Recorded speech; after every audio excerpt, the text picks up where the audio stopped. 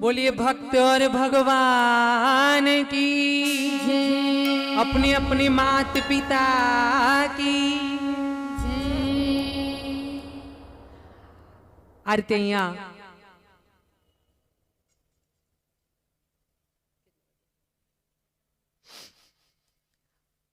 नृषि अवतार थयो छे, प्रहलादजी नो उद्धार थयो छे। अने આગળ બ્રહ્માજીની આ સૃષ્ટિમાં ઋષભદેવ થયા છે। ઋષભદેવના પુત્ર જળભરત થયા છે। ઋષભદેવ દ્વારા જૈન ધર્મનું સ્થાપન થયું ધરતી પર। આ ઋષભદેવે દિગંબર જૈન લોકોનું ધર્મનું સ્થાપન કર્યું। આ ઋષભદેવના પુત્ર છે ભરત નામના। આ ભરતજીને ગાદી આપવામાં આવી છે, સૌથી મોટા છે અને એમણે પોતાની ગાદી પોતાના પુત્રને આપીને પુલસ્ત મુનિના આશ્રમમાં પ્રયાણ કર્યું છે। અને જ્યાં આશ્રમમાં અમુક ઉંમરે ભરતજી આશ્રમમાં ગયા છે ભગવાનનું નામ લેવા, તે વખતે તે આશ્રમમાં એક નાનું હરણનું બચ્ચું છે। બન્યું એવું કે એક હરણી ગર્ભિણી હતી। એ નદીમાં ગંગા નદીમાં ભરતજી સ્નાન કરતા હતા અને હરણી એકવાર સિંહની પાછળ પડ્યો। હરણી કૂદી અને એનું ગર્ભનું સ્ત્રવ થઈ ગયો અને એ નાનકડું બચ્ચું જે જન્મ્યું હરણીનું તે ત્યાં જ પડી રહ્યું। એટલે ભરતજીએ સ્નાન કરતા કરતા એ નાનું બચ્ચું હરણનું હતું એને પોતાના સાથે લઈ લીધું ને આશ્રમમાં લઈ આવ્યા। ધીરે ધીરે આશ્રમમાં જે પોતે ધ્યાન ધરતા હતા એનો સમય ઓછો થઈ ગયો અને પેલા હરણને માયા કરવાનો સમય વધી ગયો। હરણની માયા વધી ગઈ। હા, આપણે ત્યાં થાય ને કૂતરા લાવે અને પછી કૂતરાને બચ્ચીઓ ભરે, પણ એમ જોવા જાવ ને કૂતરા માણસ કરતા વધારે વફાદાર હોય છે। ગ્રંથ પ્રમાણે કૂતરા એ ગંગાજીને પણ અપવિત્ર કરે એવું કહેવાય, પણ કૂતરાની વફાદારી એટલી હોય છે ને કે એને જો માણસને આપણે કહેવું ને કે તું કૂતરા જેવો છે તો ના કહેવાય, ખરેખર એટલી વફાદારી કૂતરાની હોય છે। અહીંયા આ હરણું નાનું બચ્ચું તે મોટું થયું અને ભરતજીને એની માયા થઈ અને એ માયામાં હરણનું જ નામ સ્મરણ કરતા અને વિચાર કરતા માયામાં એમનો દેહ છૂટ્યો। બીજો જન્મ થયો। બીજા જન્મમાં ભગવાનની દયાથી એમને પૂર્વજન્મ યાદ હતો કે મેં પૂર્વજન્મમાં આશ્રમ તો સેવ્યો, ભગવાનનું નામ તો સેવ્યું, પણ તકલીફ એ થઈ કે મારી માયા હરણમાં રહી ગઈ। એટલે હરણનું બચ્ચું તરીકે જન્મ થયો। એમાં એમણે નામ સ્મરણ કર્યું, ફરીથી એમનો જન્મ થયો। ફરીથી એક જગ્યાએ જ્યાં જન્મ થયો એમને ફરીથી યાદ હતું કે મારો પૂર્વ જન્મ શું છે અને એ જન્મ પ્રમાણે ફરીથી એ ભરતજી તરીકે જન્મ્યા। પણ આ વખતે એમણે બધી ઇન્દ્રિયોને સંકોચી લીધી, પોતાની અંદર ઇન્દ્રિયોને બંધ કરી દીધી અને જ્યારથી જમ્યા ત્યારથી પોતે પથારીમાં જ મૂત્ર અને મળનો ત્યાગ કરે। મોટા થયા તો પણ એમને એ જ વૃત્તિ રહી કે પોતાને કશું સમજણ પડતી નથી, એટલે એમના બધા ભાઈઓ હતા એમણે બધી જમીન જાયદાદ વેચી લીધી અને આમને રખડતા મૂક્યા। આમનું નામ પડ્યું જળભરત। આપણા દેશમાં 3 ભરત થયા અને એના નામથી આપણું નામ ભારત દેશ પડ્યું। શકુંતલાનો ભરત, હા આ ભરત, ભારત દેશ નામ એમ નથી પડ્યું, બહુ મોટો ઇતિહાસ છે આની પાછળ। અને એક રામજીના ભરત, હા રામજીના ભરતની શું વાત કરવી। અહીંયા એવું થયું છે કે આ ભરત પોતે જડ ભરત તરીકે આખા ગામમાં ને પંથકમાં ઓળખાયો છે।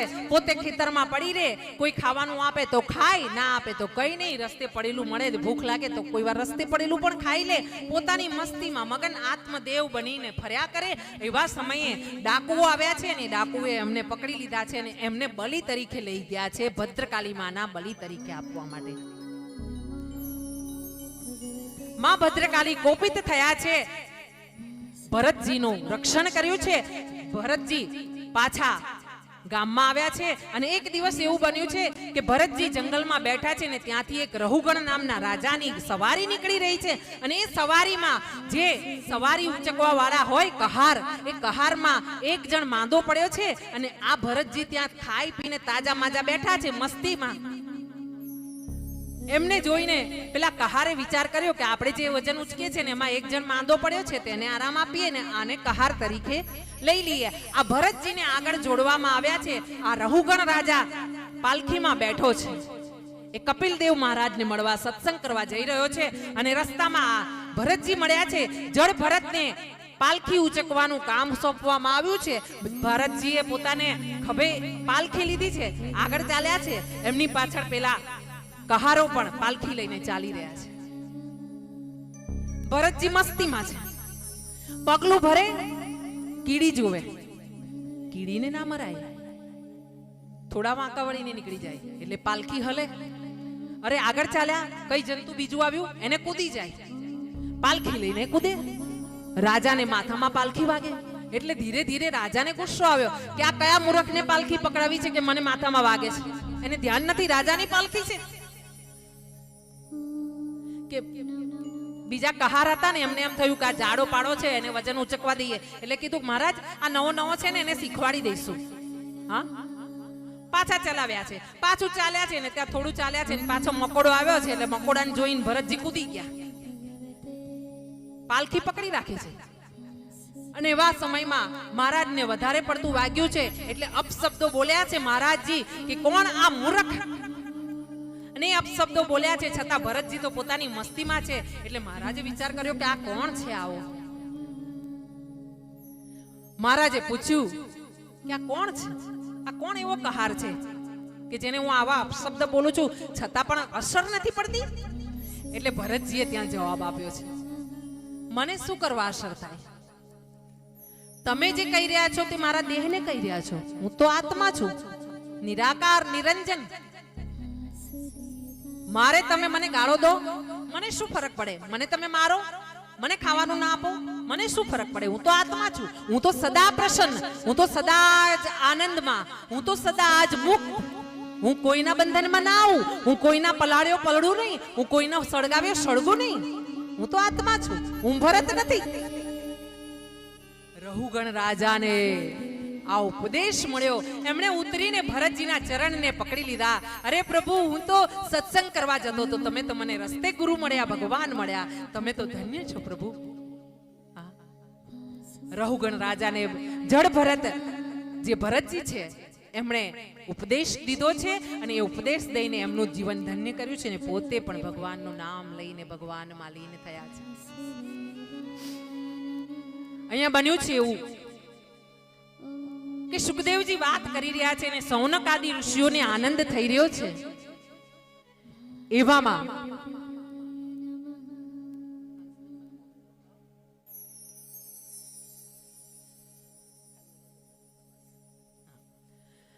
સુખદેવજીને પરીક્ષિતજી કહી રહ્યા છે કે પ્રભુ, કથામાં ભાગવતજીમાં ઘણો આનંદ આવી રહ્યો છે, તમે અમને કંઈક બીજી હજુ વાત સંભળાવો કે જે ભક્તિની વાત હોય, ભગવાને કોઈને મદદ કરી હોય, ભગવાન કોઈને વારે ધાયા હોય એવું.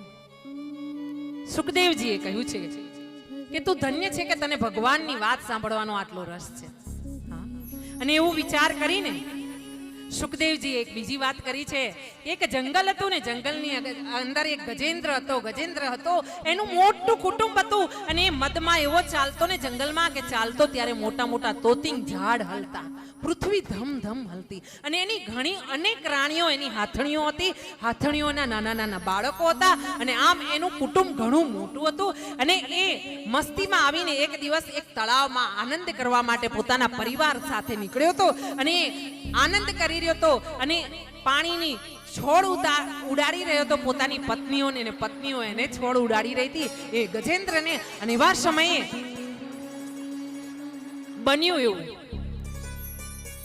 કે એક મગર આવ્યો અને મગરે ગજેન્દ્રનો પગ પોતાના મોઢામાં પકડી લીધો. ગ્રાહ. અને ગજેન્દ્રને પહેલા તો રાણીઓ સાથે આ પ્રેમાલાપમાં ખબર ન પડી, પોતાના બાળકો સાથે આનંદ કરતી વખતે કે મને ગ્રાહે પકડી લીધો છે, મગરે પકડી લીધો છે. પણ ધીરે ધીરે ખબર પડી કેમ મગરના દાંત એને ફસતા ગયા એના પગમાં, એટલે એને દુઃખ થયું, એને પીડા થઈ અને ધીરે ધીરે ગજેન્દ્રને ખબર પડી, ઓહો મને ગ્રાહે પકડ્યો છે. મહારાજ ધીરે ધીરે એને બળજબરીથી પોતાનો પગ છોડાવવા માટે કોશિશ કરી. એ ગજેન્દ્ર કે જેનો એક પગ પડે અને આખું જંગલ હલે ને અવાજ થાય ધમ ધમ ધમ, એ ગજેન્દ્રને ગ્રાહે પકડ્યો છે, પગ છૂટી નથી શકતો. અને હવે એમની રાણીઓ સાથે આવી છે. આ બધી હાથણીઓએ સૂંઢથી સૂંઢ ભેરવી છે અને ગજેન્દ્રને ખેંચી રહી છે, પણ ગજેન્દ્ર ખેંચાઈ નથી રહ્યા, પેલો પગ નથી છૂટી રહ્યો. ગ્રાહે જે પકડ્યો છે તે પકડેલો જ છે. અને ગજેન્દ્રની આ બધી હાથણીઓ જોર કરીને થાકી ગઈ છે અને ધીરે ધીરે એક એક હાથણીઓ પોતપોતાના બચ્ચાને લઈને જંગલમાં જતી રહી છે. અંતે ગજેન્દ્ર એકલો પડ્યો છે અને એને વિચાર આવ્યો છે, આખી જિંદગી આ રાણીઓ, આ ગજેન્દ્ર મારી હાથણીઓ અને બાળકોને આનંદ આપવામાં નીકળી ગઈ.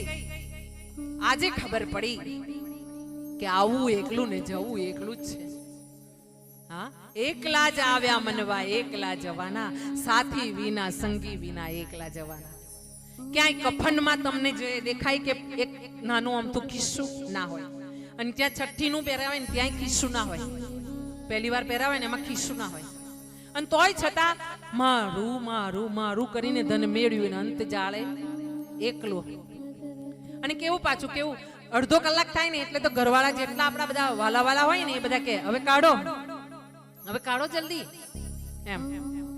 કોઈ કે 4-5 દિવસ રાખો ને, મને બહુ પ્રેમ છે એમના માટે, 4 દિવસ રાખો જ, એવું કે કોઈ, કાઢો કાઢો એમ.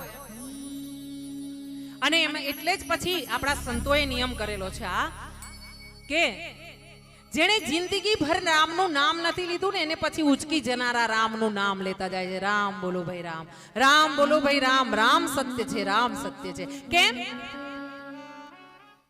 કે ક્યાંક બ્રહ્માંડમાં જીવ અટક્યો હોય અને આ બધા રામ બોલે ને એ રામ સાંભળે તો ગતે જાય, બાકી તો આખી જિંદગી તો ઊંધું છતું જ કર્યું હોય, એકના 2 જ કર્યા હોય. હા, એટલે રામ નામ સત્ય છે. અને અહીંયા ગજેન્દ્રનો પગ પકડવામાં આવ્યો છે અને ગજેન્દ્ર જ્યારે એકલો પડ્યો છે ત્યારે એને ધ્યાન ગયું છે કે આ તો અંતકાળે જવાનું ભાઈ, એકલું રે, કોઈ કોઈનું નથી રે, કોઈ કોઈનું નથી રે. હા, ગમે તેટલી 5-5 લાખના ઘરેણા બૈરાના આપ્યા હોય, છેલ્લે કાળે તો પછી, અને કેટલી બધી મિલકતો આપણા નામ પર આપણા દસ્તાવેજ થયા હોય, આપણા પતિએ આપણાને બંગલો બનાવીને આપ્યો હોય કે ગાયત્રીબેન શાસ્ત્રીનો આ બંગલો, જતી વખતે તો મૂકી જ જવાનો. અભિમાન કોનું? રાજા રાવણનું ના રહ્યું, આપણું શું?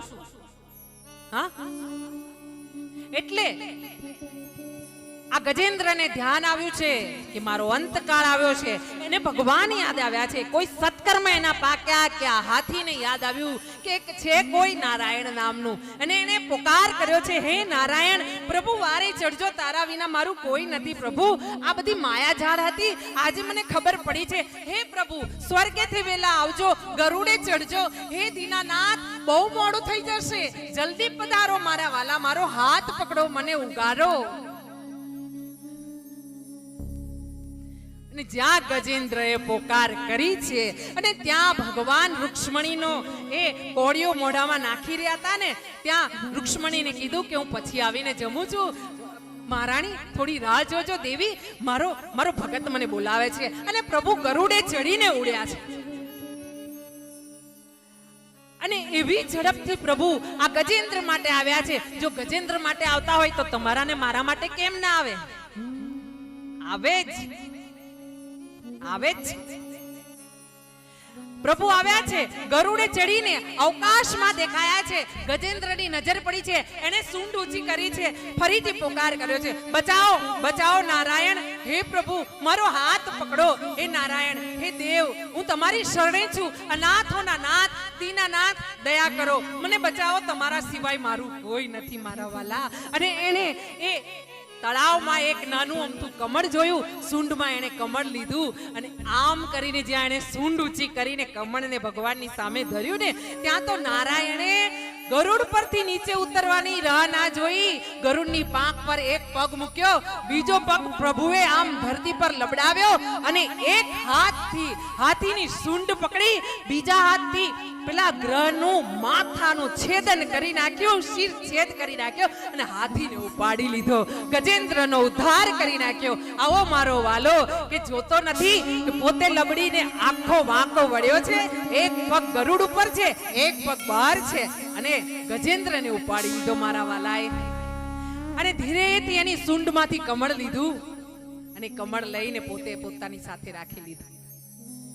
ગજેન્દ્રના કમળનો ભગવાને સ્વીકાર કર્યો છે અને આ જ રીતે ગજેન્દ્ર નો ઉદ્ધાર કરીને ભગવાને સાથે સાથે મગર ગ્રાહનો પણ ઉદ્ધાર કર્યો છે. આ હાથીએ ગજેન્દ્રએ બહાર આવ્યા પછી પ્રભુને પૂછ્યું, પ્રભુ તમે મારો તો હાથ પકડ્યો તો પકડ્યો, પણ પહેલા તમે પેલાને કેમ એવું કર્યું? હા, આપણે થાય ને, મારે ગાડી છે તો છે પણ મારા પડોશમાં તો બબ્બે ગાડીઓ, આવું કેમ? અમારી મહેનત તો એ ખરકી. અને કાકાનો દીકરો હોય તો પાછું વધારે થાય. માસી કાકાના દીકરામાં આવું બહુ થાય. અમારા કાકાનો છોકરો, અમને હરખી જમીન મેળવી, મારી જમીન વેચાતી ગઈ, હારું આ લોકોની જમીન વધતી ગઈ, આવું કેમ? ગજેન્દ્રએ પૂછ્યો સવાલ ભગવાનને. ભગવાને કીધું કે મારા દાસનો જે પગ પકડે ને એને તો હું પહેલા તારી દઉં છું. મારા ભગતનો ભગત હોય ને, દાસાનું દાસ, હા, એને તો હું પહેલા જ તારી દઉં. અને આ ગંધર્વ હતો અને ગંધર્વને શ્રાપ હતો એટલે મગર બન્યો તો, ગ્રાહ બન્યો તો, એનો ઉદ્ધાર થયો. એ ગંધર્વ દિવ્ય સ્વરૂપે પ્રગટ થયો અને પછી ભગવાનને નમસ્કાર કરીને ગૌલોકમાં ગયો. આ તરફ ગજેન્દ્રને ભગવાન પોતાની સાથે ગરુડમાં લઈને પોતાના ગૌલોક ધામમાં લઈ ગયા. આ જ રીતે પ્રભુ ક્યારે ને ક્યારે આપણી ઉપર દયા કરશે એ જ ભાવનાથી અને એ આશા સાથે ભગવાનના ચરણોમાં પોતાના अपने आपने अर्पण करीने આપણે આરતી તરફ જઈએ છીએ. કાલે બાકીની આગળની કથા કરીશું. પણ અહીંયા ગજેન્દ્ર સ્તુતિ એ એવું કહેવામાં આવ્યું છે કે ગજેન્દ્ર સ્તુતિ જે કરી છે, ગજેન્દ્ર મોક્ષની સ્તુતિ, એ જો તમે કોઈ પણ તકલીફમાં હોવ ને ઘરે રેગ્યુલર નિયમિત પાઠ કરતા હોવ તો તમારા કોઈ પણ તકલીફ ભગવાન દૂર કરે છે. તો ગજેન્દ્ર મોક્ષ YouTube પર પણ મળે છે, સીધું ને સરળ છે.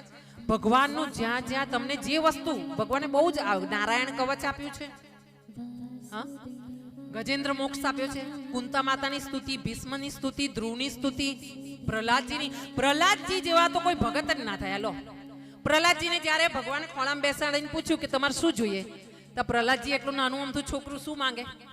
હા, આપણે તો બધું બહુ માંગીએ મોટા થઈને, પણ નાનું છોકરું તો એનાથી વધારે લાલચમાં હોય ને. પણ પ્રહલાદજી એવું કીધું, ભગવાન મારી કોઈ કામના જ ના રહે તમારી આગળ આવ્યા પછી, મારી કોઈ ઈચ્છા જ નથી, મારે કશું જોઈતું નથી તમારા સિવાય. હા, આવું પ્રહલાદજીએ માંગ્યું. આવું પ્રહલાદજી જેવું તો કોઈએ માંગ્યું જ નથી દુનિયામાં ક્યારેય કોઈએ. ધન્ય છે એવા પ્રહલાદને, એની માને ધન્ય છે.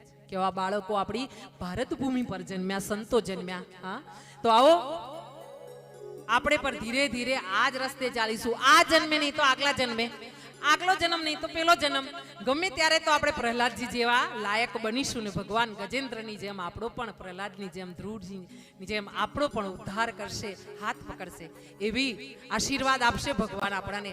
એવી પૂરી સબળ ઈચ્છાઓ સાથે આરતી તરફ આગળ વધીએ છીએ. પહેલા રાસ રમીશું અને